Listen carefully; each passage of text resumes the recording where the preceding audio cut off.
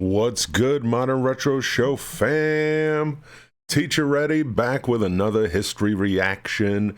This one comes to us from our newest Hall of Fame Patreon, Rasmus. Rasmus, thank you so much for joining us on Patreon. If you want to support the show, patreon.com/Modern Retro Show. And of course, as a Hall of Fame Patreon, Rasmus gets a reaction request every single month. Today's reaction request, which comes from him, is Timothy Dexter, the dumbest rags to riches story. I've not heard of Timothy Dexter, so I'm really excited for this one. This one comes from Sam Onella Academy, so let's do it. Hey kids, now we all know that fate is a fickle thing. Some of us may try to defy its will, but there's enough small businesses with Pizza Hut roofs out there to tell you that such a thing is ultimately futile. As for most of us, we tend to have our fair share of good and bad luck throughout our lives, but every now and then, RNGs smiles upon some drooling little loaf child and says, RNGs. I pray to RNGs every time I'm in Atlantic City playing Texas Hold'em poker. I could go like 20 hours straight at a table, always playing to that RNGs for that river card. Come on, give me that spade for the flush, man. Come on. You got to do it for me. RNGs, for those who don't know, RNG stands for Random Number Generator. So I know a lot of people refer to RNGs as their deity for like gaming, like any game that requires, you know, chance and luck and things of that nature. But yeah, I pray to RNGs all the time. You, my son, you shall be the one with all the figgy pudding. That child was Timothy Dexter. Dexter was born in Malden, Massachusetts in 1747. He had a humble upbringing, dropping out of school as an 8-year-old to work as a farmhand and a leather worker. But Dexter thought he deserved better, so when he grew up, he married one Elizabeth Frothingham, a rich widow in need of company. Gold digging achieved, he began his quest to become a true aristocrat. As his first step, he thinks, all the rich guys I know are in positions of power. I should run for office. Now, the town of Malden wasn't much keen on appointing a bumbling second-grade dropout, but after rejecting... You'd be surprised, man. I know so many people who succeed in spite of themselves, who have absolutely no knowledge whatsoever. You look at them and you're like, oh my God, dude's a dunce, but they somehow seem to just Mr. Magoo their way through life, right? They step off a roof onto a scaffolding that carries them down. Like, they could just trip through life and still somehow end up standing up. But yeah, always a good move to marry a rich widow. That's been one of my aspirations.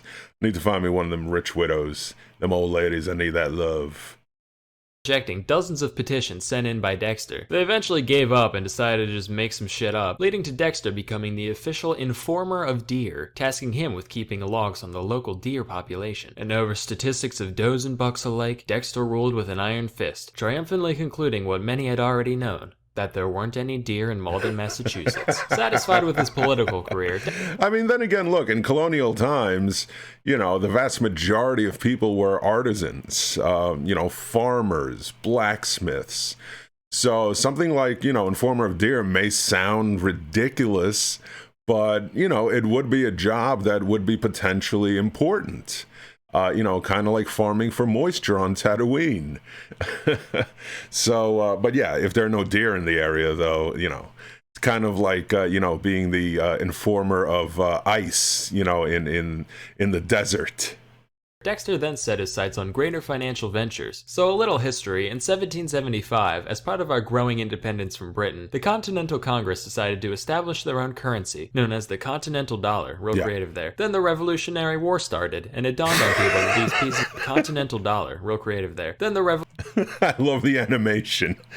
Just stab Britain right in the heart. But yeah, well, the original Continental Congress was, you know, a fairly weak consolidation of, you know, people. And then eventually, of course, as we discussed in other videos, the Continental Congress, you know, eventually after the Revolutionary War, gets back together to amend the Articles of Confederation, which then they decide, look, let's just write a constitution. But of course, the money part of things was a big issue. And that's one of the, big topics in the Anti-Federalist and the Federalist Papers. And of course, famously, Alexander Hamilton argues for, having a national currency. The Continental Dollar, unfortunately, becomes a moot point after the Revolutionary War. It's absolutely worthless. But establishing a national currency was very important to establish, because otherwise what the anti-federalists wanted was a kind of loose confederation of states, but each state would be independent. So if you left from New York to go to New Jersey, you would have to cross a border. You would have to exchange currency. Imagine, that. At the time, there's 13 states. Now we have 50. So it'd be a huge pain in the butt. Revolutionary War started, and it dawned on people that these pieces of paper wouldn't be very useful in a giant pile of wet tea and smoldering patriots, causing their value to do one of those horny eagle death spirals. Then the Congress did, that stupid thing that every high schooler learns is stupid, not invading Russia in winter, but the other one, practically making them worth less than their weight in paper and ink. And wouldn't you know it, a good portion of the Continental Army was paid with these, so by the time the war ended, many veterans were left totally destitute. The aristocrats were like, well, these grass-eating Untermensches did kind of give us a country. Well, what happened actually was after the Revolutionary War, we started having a whole slew of different rebellions.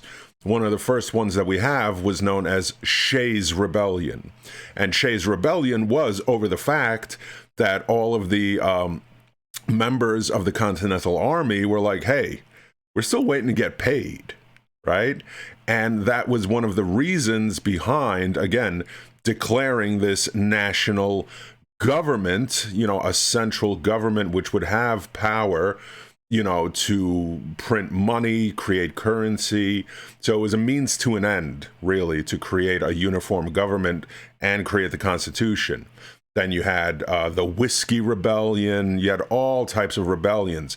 It wasn't like, again, like a lot of people want to think of the foundation of our country as this like beautiful utopian thing where all the founding fathers got together and toasted marshmallows and decided, hey, let's create a country. And everybody was like, yay! When in fact, they were bickering like just a bunch of divas. They couldn't agree on anything. They were name-calling each other. Thomas Jefferson accused John Adams of being a hermaphrodite. John Adams accused Jefferson of course, sleeping with Sally Hemings, which was true. Alexander Hamilton, of course, had a huge sexual scandal. I mean, it was not any sort of, band of brothers type of situation. And then even the country itself, as it's being established, you have all kinds of scandals in the government. George Washington's even accused by treason of Thomas Jefferson.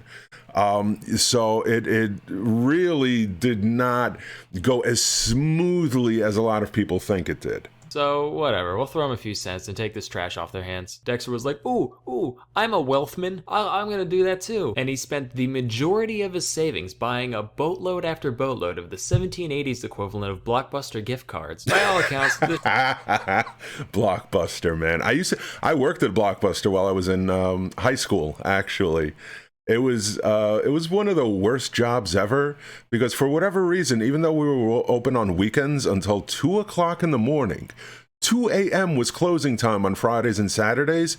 At 2:05, you would always get one or two people tapping on the window wanting to rent a movie. Like, really, is it that important that you get Sleepless in Seattle right now? You can't wait until we reopen at 9 a.m. You got to 2 o'clock in the morning. You're like, I really need to see a romantic comedy with Tom Hanks. Otherwise, my life is just going to be incomplete. But yeah, then Blockbuster unfortunately just went under. But yeah, also the other thing, I get this a lot from when we do economics, and sometimes students will say like, well, why don't they just print more money? And then of course I use the most famous example of this in modern history, which is what Germany did after World War I, because the Treaty of Versailles basically bankrupts Germany, sends it into a depression, and Germany has to repay massive war reparations because they're declared the loser of the entire war. They take all the blame. So they start printing more money thinking, well, we'll just use that to repay him. And then it gets to the point where people are carrying around money in wheelbarrows just to buy a loaf of bread. And kids are using stacks and stacks and stacks of money to just play with. They build houses out of it and, all these different things. It becomes absolutely worthless. This should have been his ruin, but by some stroke of luck, after the Constitution was ratified, the new government decided that they'd trade Continentals for treasury bonds worth 1% of their face value. Doesn't sound like much, but keep in mind, Dexter bought thousands of crates of bills for fractions of pennies apiece. So as buybacks began across the country, his stockpile appreciated massively in value, and this informer of Deer realized that, for the first time, there were a lot of bucks in Malden. But just because he was now a man of the upper crust doesn't mean he let it go to his head. Sure, he might have purchased the most luxurious chateau that money could buy through daily Playboy Mansion-style ragers and commissioned over 40 statues of America's greatest heroes, one of which was of himself, with a plaque calling him, quote, the greatest philosopher in the Western world. So the man was very humble, obviously. He was following the Howard Stern stream of logic. I remember Howard Stern years and years and years ago when he first started out, he said, if you just repeat the same thing over and over again, although he did take that quote from Hitler. He's like, the more you repeat something, the more it just becomes a thing that people will accept. So he just kept on repeating that he was the, greatest DJ, the greatest shock jock in the industry. And he just kept repeating it, because I think he was on Letterman and they were talking about his success and everything. I just kept repeating it, just telling everybody that I was the greatest shock jock in the industry. I was better than Don Imus and everybody. And Hitler was like the same thing. Hitler also said the bigger the lie, the more people will believe it. Despite his incredibly tacky displays of wealth, his contemptuous contemporaries still saw him for the loud, illiterate rube he was. So they started giving him deliberately awful investment tips in order to get him to bankrupt himself. One such piece of advice was that he should ship warming pans to the Caribbean. For those of you born after such piece of advice was that he should ship warming pans to the Caribbean. Warming For those of you born pans to the after Caribbean? 1850, a warming pan's this dish on a long pole that you fill up with hot coals to warm up your bed. Not much use in a tropical Yeah, except you put it under the bed, not on top of it. paradise. But Dexter was undeterred by such frivolous things as logic. Went ahead and sent over 40,000 of them to the West Indies. When they arrived, the locals didn't really know what they were looking at and decided to use them as ladles for the sugar and molasses refineries. Wow. And by the end of it, Dexter sold every single one at a markup of nearly 80%. Frustrated that their plan Oh my God. Again, just stepping into dog crap and just all the luck in the world. So he buys bed warmers, warming pans to send to the Caribbean, which is hot as all hell. But then the locals are like, hey, you know what? These would be pretty useful as, basically ladles. Wow. and backfired. The elites then told him to literally carry coal to Newcastle, which is an old idiom used to describe a pointless task based off the fact that Newcastle was one of the world's biggest producers of coal. The only idioms Dexter knew about all involved different animals shitting in the woods, so he took their word on good faith and went along with it. But by some divine providence, by the time the shipment arrived, the Newcastle coal miners had all gone on strike, and Dexter once again cleared the entire shipment with a hefty profit. You gotta be kidding me. I am so smart. By this point, he was pretty confident in his speculation skills. Well, wouldn't you be? I'd be confident as all hell, too. This guy is buying up Continental Dollars for like pennies and then making a fortune off them. He's sending ladles to the Caribbean. You know, he's sending coal to the coal capital and still selling everything out. I'd be confident as all hell, too. So he started making seemingly far-fetched ventures all by himself. One time he had a bunch of stray cats rounded up for basically free, which sounds like herding cats, but what do I know? And he sent them to the Caribbean, where they were gobbled up en masse. Not like eaten, but purchased. Okay, because that's honestly what I thought when he said gobbled up en masse. To deal with all the rat infestations. In another instance, he Makes bought up sense. just about every whalebone in Boston. And coincidentally, at the same time in France, men started wearing corsets too for some reason. Demand went way up, Dexter's laughing. Now, from an outside perspective, at the end of the day, Dexter was a very shrewd merchant. So at this point in my research, I was like, wait a minute, is he smart? Then I learned about his life outside of business. Dexter considered himself extremely knowledgeable and just just about every topic. Keywords considered himself. For example, he once stumbled upon a guy painting a sign to go along with the newly built statue of Jefferson, and when he saw that the sign called Jefferson the writer of the Declaration of Independence, Dexter lost his frickin' mind and insisted that Jefferson did not pen the DOI, but rather the Constitution. Spoiler alert, not remotely true, he was in France at the time. An easy mistake to make today, sure, but this was only like 10 years after the fact. That's like someone today saying, Obama didn't kill Bin Laden, dumbass. That was Bill. Yeah, so of course, 100% correct. Jefferson is in France at the time supporting the French Revolution, and the Constitution was mainly penned by James Madison, not Thomas Jefferson. But again, somebody, I know plenty of people who are very successful businessmen. My uncle, for example, he didn't finish school, but he went on to become an extremely successful businessman. So the guy may have been ignorant in history and poetry and thought more of himself than he actually was, because deep inside he wanted to be not just wealthy, but he wanted to be respected. So while, I could see that the guy was obviously no genius, and fairly ignorant, of course, doesn't mean he was a bad businessman, because these are very shrewd ideas. They may seem dumb, but you luck maybe once with the Continental Dollars, maybe twice with the bed warmers, but then with the whale bones and everything else, I mean, that's an impossible streak of luck, but it is definitely the dumbest rags to riches story I've ever heard. Bill Clinton. Anyway, when the painter refused to change the inscription, Dexter started shooting at him with a long rifle until he complied. Real genteel. Dexter made sure to surround himself with the requisite number of weirdos to maintain this level of delusion, one of which was Jonathan Plummer, a man whom Dexter paid to be his poet laureate, writing only the most laudatory odes in his. There once was a man from Malden who thought that his wiener was baldin'. He got some Rogaine and grew such a mane that when on the can it would fall in. Very good. His honor. Mind you, this wasn't just your run-of-the-mill, wise-and-wizened wordsmith. Jonathan sold fish for a living. And porn. He just kind of went along with the whole thing for the pocket change. Well, why not? Just because somebody sells fish doesn't mean they can't write poetry.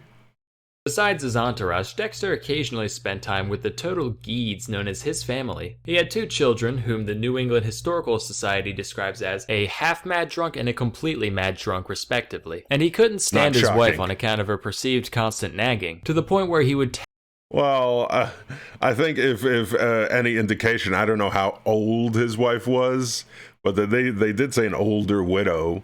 I'm pretty sure I could figure out other reasons why he wasn't very fond of her, because he married her for her money. Plus, if she's at that age, at that age, man, you could be arrested for assault for tapping that from behind, man. You can't tap it from behind with them old women, man. That's manslaughter right there. You got to be careful. That's genteel territory. You could displace a hip, cardiac arrest. You got to be careful, man. tell guests he was unmarried and that he just had a ghost in his house. Just like, oh yeah, that's a sea hag. Mansion built on... He just had on account of her perceived constant nagging. To the point where he would tell guests he was unmarried and that he just had a ghost in his... Oh my god. All right, call this guy an idiot, whatever you want, dumb, but that's ingenious just to be like, nah, man, that's just a ghost, son. Serious, and I ain't married. That's just an apparition right there. Wow. Literally ghosted. House. Just like, oh yeah, that's a sea hag. Mansion built on some old Indian shipwreck or something. Timmy, please. I'm cold and my hands are rheumatic. Find it in your heart to light the fireplace for me. Yeah, my plenty of hands that are in hell, you rheumatic. banshee bitch. One day, in a massive stroke of ego, Dexter decided to fake his own death, complete with a lavish funeral service just to see who would show up. Lucky for him, about 3,000 people from all walks of life turned up. Though initially staying out of sight, he soon noticed that his wife wasn't crying. So in response, he jumped out and started hitting her upside the head with a cane in front of everybody. But as his true mortality grew closer... Oh my god. Okay, that's insane. You fake your own death just to see how many people come to your funeral, but then again, psychologically, that makes sense.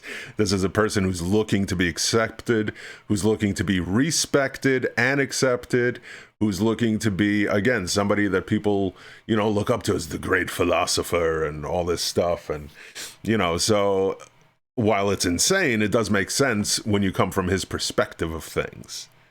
Dexter knew he needed a legacy and decided to pen his memoirs, titled A Pickle for the Knowing Ones, which was basically just 20 pages of unhinged ranting about politics, religion, his wife, and whatever else came to mind. No punctuation, random capitalization, the most amazing spelling I've ever seen. Here's some excerpts. George Washington, attitude, philosopher, tobacco, general.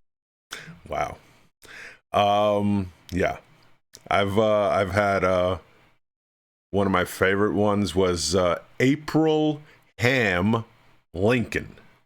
April Ham Lincoln. That was a great one. I love that one. So yeah, definitely sounds like a high school student. And this is all just from the first few lines. The entire book is written like this. And just like everything else, I had a student hand me in a book report.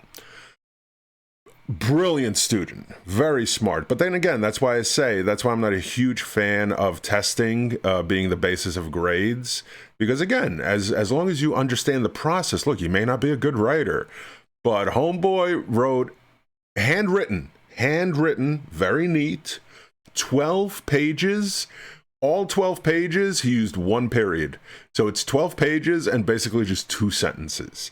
No commas, no punctuations, just one lonely period.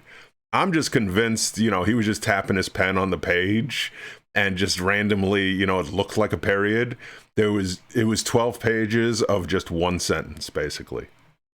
The guy did. The thing sold like fucking hotcakes. Why does anybody even try? The best part is that when he got complaints about the total lack of grammatical anything, in the second edition of the book, he put an extra page at the end full of nothing but punctuation marks, with a little note saying that anyone who felt like whining could just stick them wherever. Look, I mean, you can't say the guy's dumb. He's snarky as all hell. He's like, all right, bitches, you're gonna bitch at me about the fact I didn't put in some punctuation. Here you go. Here's a whole page of punctuation. Put it wherever the hell you want. Again, he could be absolutely, insane when it comes to what he thinks of himself and his opinion of himself. But I mean, definitely dumbest rags to richest story. But this guy's a diabolical genius deep down.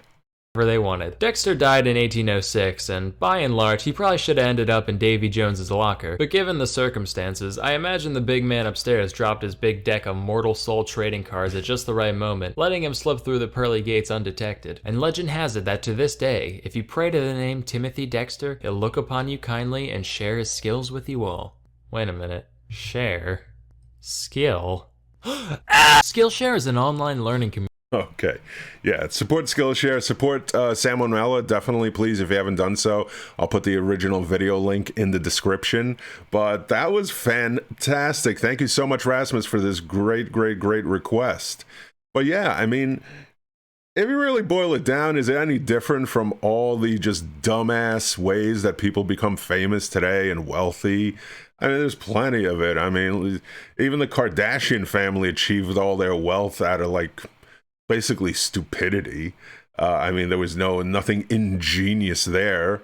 You know, a lot of these people are just great salespeople, right? You know, they sell themselves. They are the product.